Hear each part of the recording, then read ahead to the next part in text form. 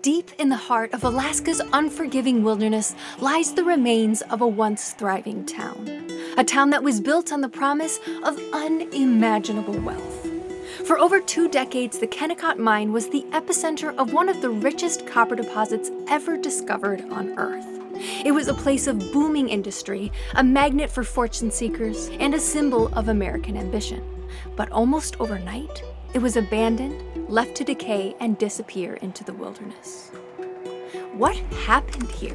How could a place that thrived on millions of dollars worth of copper be reduced to a ghost town in just a few short years? This is the story of Kennecott and McCarthy, 2 towns that rose to extraordinary heights and fell just as quickly. Why did the people leave? What did they leave behind?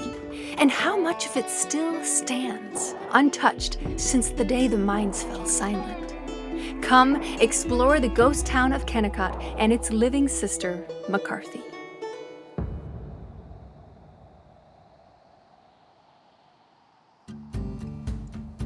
To get to Kennecott and McCarthy, one has to be up for a bit of adventure. This isn't just another stop on the standard Alaskan circuit. It's a destination that requires effort, a bit of grit, and a whole lot of curiosity. For starters, just getting here is a bit of an expedition. One must either take to the skies or drive the legendary McCarthy Road. 60 miles of gravel, potholes, and the remnants of an old railway bed that once connected Kennecott to the world beyond. The drive is a feat in and of itself, winding through the wilderness, crossing old railroad bridges, and kicking up dust on a road that often narrows to a single lane. We drove that road, and let's just say it was an adventure. In fact, we dedicated an entire episode to that experience. In the end, we made it unscathed to the very end of the road, which may surprise you, stops right here at the roaring Kennecott River. McCarthy is still a mile away, and Kennecott even farther than that. So then you may ask, how do you get there?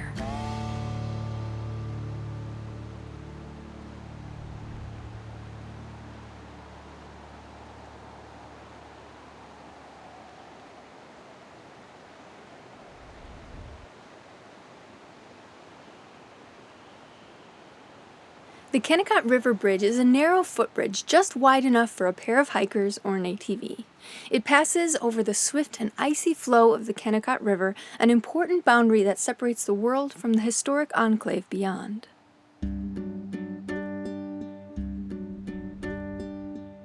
The bridge itself is a modern convenience. Before its construction, a simple cable and pulley system was all that connected McCarthy to the outside world.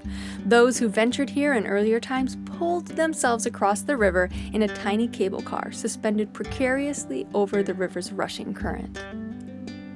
Of course, now the crossing is a little less intense. Once on the other side, you can walk the mile to McCarthy, or you can take the shuttle. Today, we opt for the shuttle. Now, about 3 weeks ago, the ice dam broke, as it does every year. Oh, sure. And then it released Hidden Lake.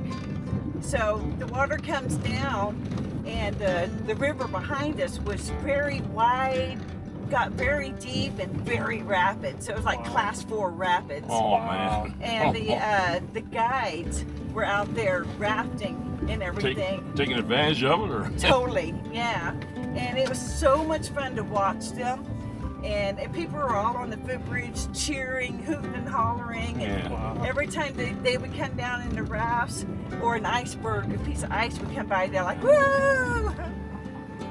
This right here, guys, is pure mountain water that flows all year long. So you can bring your water bottles or water jugs and fill up, and it's the stuff you pay like $7-8 a bottle for. Yeah, for free. Yeah. I bet it's nice. It is very tasty. I fill my water bottle there every morning. Nice. So. This little green building here is our art store, gift shop. But what's really cool about it is it was ordered from the Sears catalog back in the 20s. And they brought all the pieces here, and they all put it together. So it's amazing how well it still stands. In no time, you arrive in McCarthy, Alaska. Wonderful. Is there any questions maybe I can answer for you?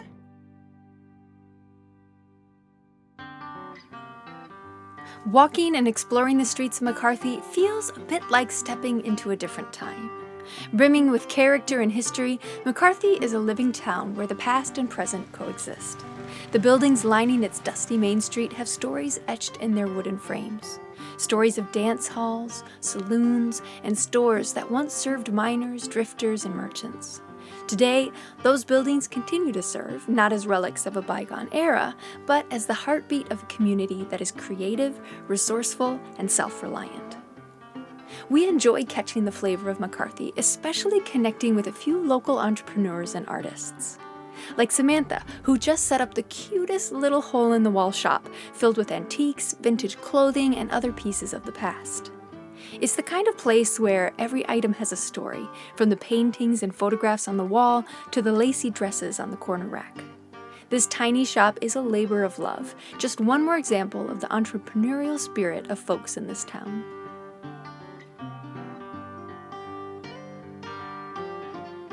So this painting here, this large one, is from a place called Wolverine. We also meet acclaimed Alaskan artist Bill Brody, a long-standing member of this community. Bill is currently painting and showing his work at Mountain Arts, a quaint gallery run by Jennifer, another local artist and entrepreneur whose work is on display in the gallery as well.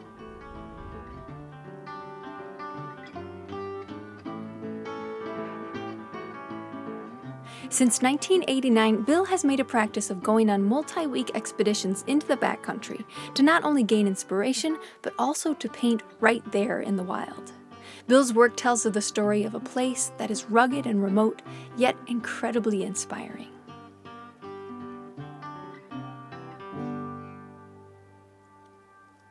And for such a remote community, McCarthy has a surprisingly vibrant foodie scene. We treat ourselves to an evening at Salmon and Bear, a place that is both elegant and down-to-earth. That's hard to pull off. This cozy 10-table eatery serves up an elevated 3-course meal with an Alaskan twist, focused on local ingredients like Copper River salmon and wild berries.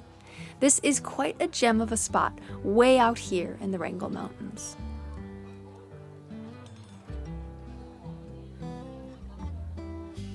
Beyond the charm, beyond the food and the people, McCarthy also holds on to its past in a tangible way. With so much history in this region, it's no surprise that there are countless relics from the past.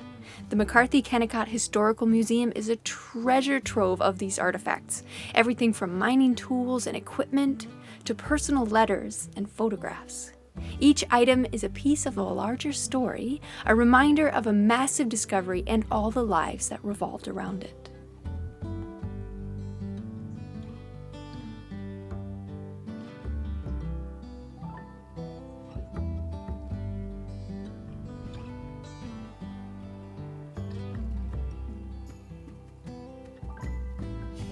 After spending time in this museum, one can't help but feel immensely curious and ready to visit Kennecott and witness all that history in person.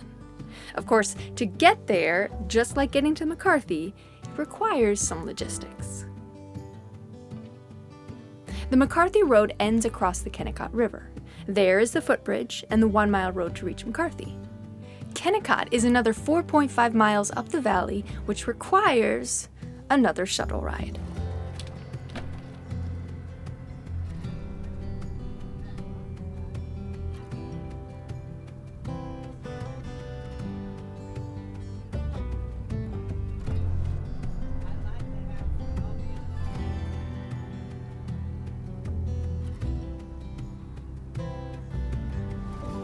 We arrive in Kennecott Ghost Town, and this is where we learn just what happened here.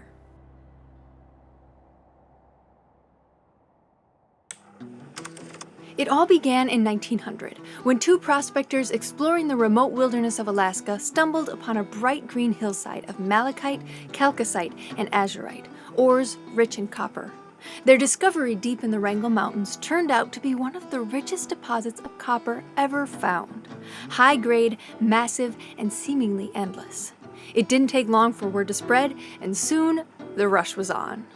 Stephen Birch, a young mining engineer backed by wealthy investors like J.P. Morgan and the Guggenheims, saw an opportunity and seized it. With their support, Birch founded the Kennecott Copper Corporation and set in motion one of the most ambitious mining projects of its time.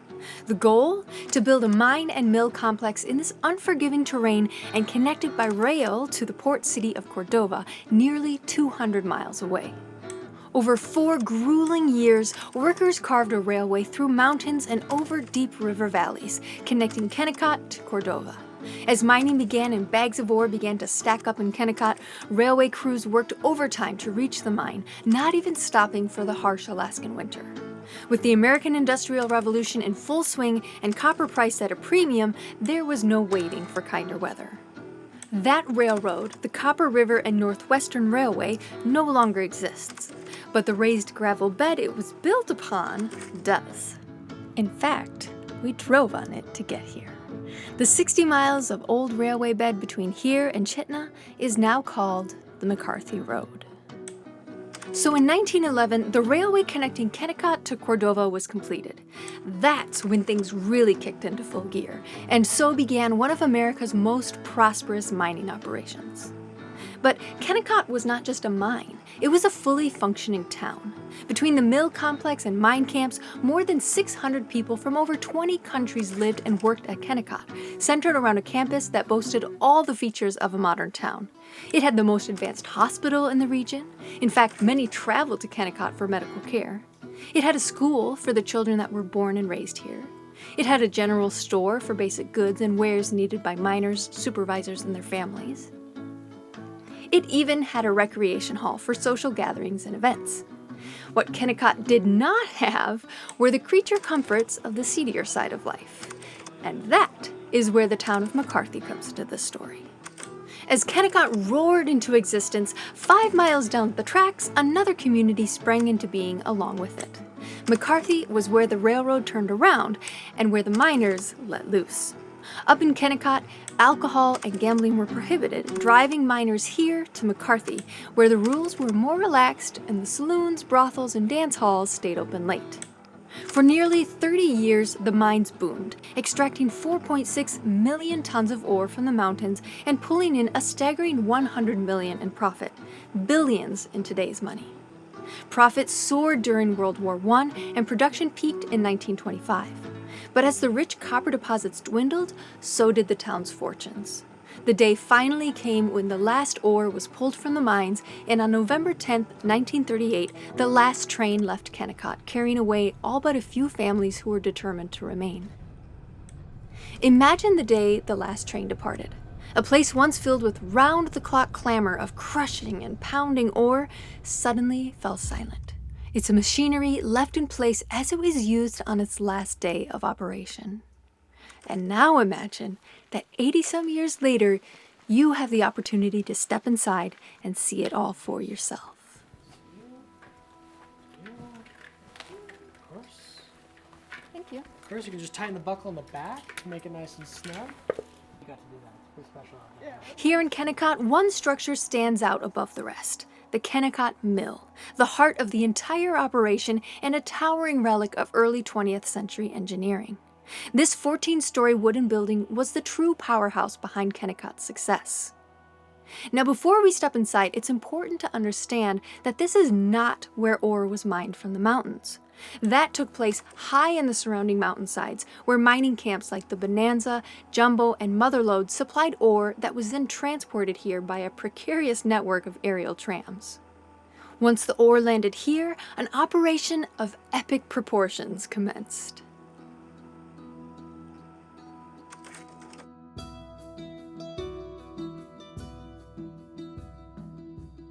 The whole purpose of the mill was to sort and process ore, getting it to the stage where it could be bagged and transported by rail to Cordova, where it was then loaded on ships and taken to a smelter in Tacoma, Washington.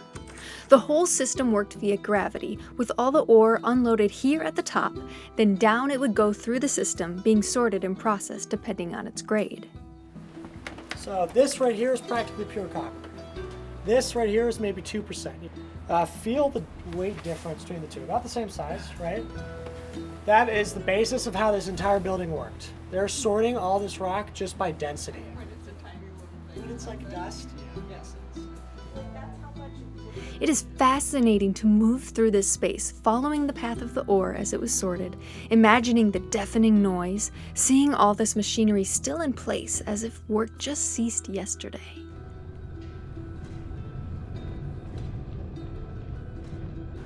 So this is an intact vibrating screen, right? This thing will be powered 24/7, right? Just like that. Just one of the machines of the couple hundred running in this building. So very loud. This is basically steam heating, these coils here, these pipes. That's because in winter, right, when it's -40 outside, there's a lot of water mixed in with the tailings to keep the dust down. Points of contact, hands on these railings, and I'll meet you downstairs.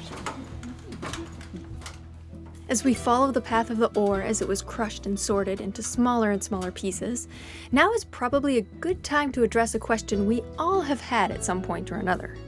What is ore? Ore is a rock that contains some amount of metal in it. The higher the amount of metal, the higher grade the ore. In order to extract that metal, the rock must be heated past its melting point and mixed with a chemical agent in a process called smelting. Of course, before you go through the complicated process of melting a rock, you want to have the ore crushed into fine pieces, and it would also be helpful if all the pieces in the same batch are about the same grade, hence the role of this building.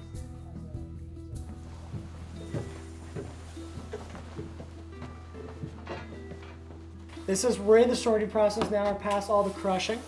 Basically this whole contraption here would just come up and then down and back in one swift motion. And that would cause that lighter limestone to just jump these grates and the copper to stay back. Higher percentage to lower percentage, right? So pretty nifty. And you can also see the size of the grates are different from which it would fall through. So you can also sort by size. This is actually another crusher. But it was one of the original crushers put in place before the railway was complete. So every piece of this was brought in by dog sled, from the interior. So even this wheel can only be split in half, and that's still many hundreds of pounds. So some real tough puppies brought this thing in. Stephen Birch wanted copper to be ready for that train to Cordova just like right away. So, wanted to have a big stash waiting for him.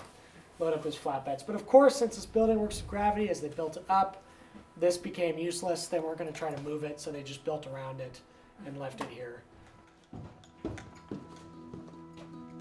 We are now coming down to the floors holding the shaker tables, one of the last steps for the now fine ore pieces.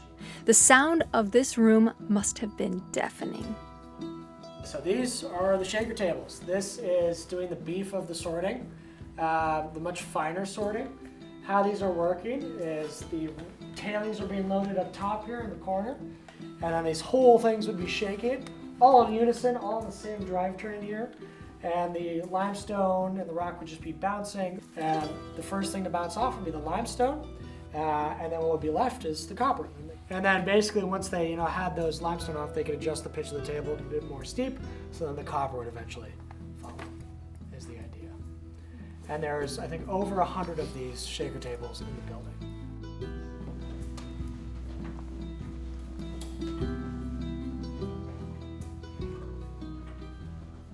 These are little targets with some graphs on them.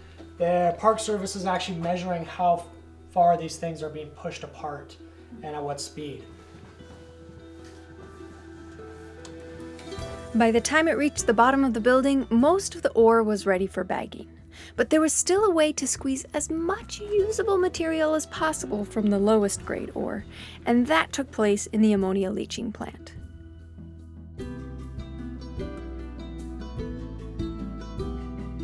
These tanks would be full of ammonia, and you load the tailings.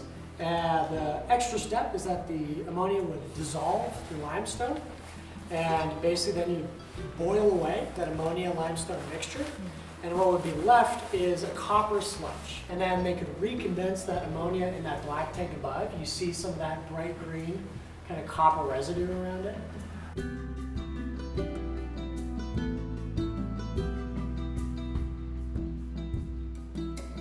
in 1938 is when this place shut down.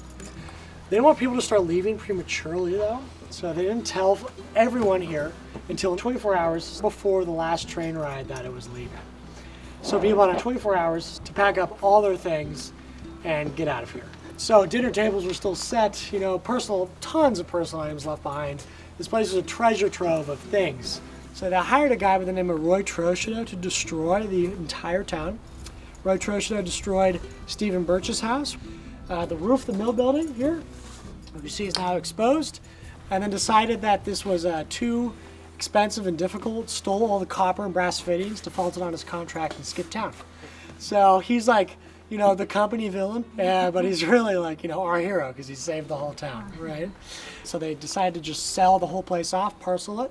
That's why there's a lot of private cabins kind of up even in town and on the road on the way up here.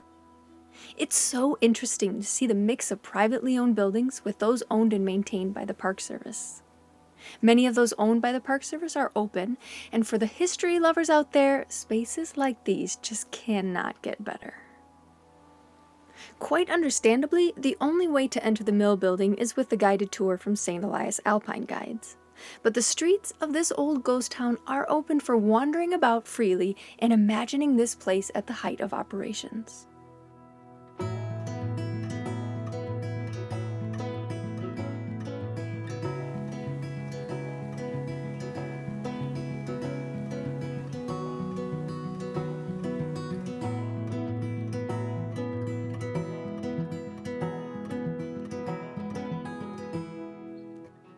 Places like this give us a chance to glimpse into another person's life, into a different time, into a reality far different from our own. Aren't we lucky then that that contractor skipped town and Kennecott was left largely untouched but for the elements? Now there is one glaring question we haven't addressed yet. Where did all that copper come from? Well, that's a geology question. And speaking of forces that shape the land, there is another very big part of this place that we haven't touched on at all yet. Something so massive it's impossible to miss, but easy to overlook if you don't know what you're looking at. That enormous presence dominating the valley beneath Kennecott is a glacier. It might not look like one, covered as it is with rock and debris, but that is part of what makes this glacier so different and interesting. Kennecott Glacier and nearby Root Glacier are integral to the natural beauty and story of this place, and we are about to get up real close and personal with these icy giants. Join us for a first on this Aren't We There Yet journey when we take on the risky business of ice climbing next time on Aren't We There Yet. Hey guys, if you enjoyed this video, be sure to give us a like. Subscribe to our channel. Send us a comment below, and for exclusive content and a behind-the-scenes view of the Aren't We There Yet journey, Join us on Patreon. see you over on Patreon.